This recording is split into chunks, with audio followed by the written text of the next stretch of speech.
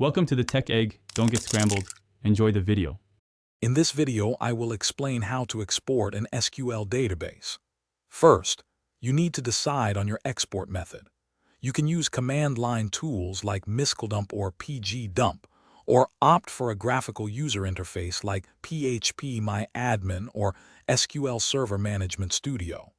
Your choice often depends on the database size and your comfort level with different tools. Always confirm you have the correct administrative permissions before proceeding with any export. For command line exports, open your terminal. If you are using MySQL, the miscldump utility is your go-to tool. For PostgreSQL, you will use pgdump.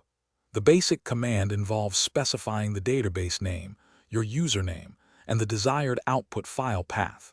For example, miscldump username p database name output file. SQL will create a SQL dump file containing your database schema and data. If you prefer a graphical interface, tools like phpMyAdmin for MySQL or SQL Server Management Studio for Microsoft SQL Server offer intuitive export options. Log in to your database management tool and locate the export feature, usually under a Tools or Export menu. You can then visually select specific tables, views, or the entire database to include in your export. Choose your desired output format, often SQL or CSV, and initiate the download. After the export completes, it is crucial to verify the generated file. Open the SQL file with a text editor to ensure it contains the expected schema and data. Store this backup in a secure, easily accessible location, perhaps on a network drive or cloud storage.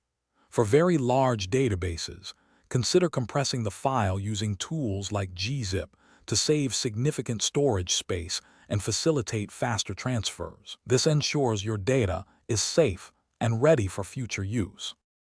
Thanks for watching. Consider subscribing if I helped unscramble your problems.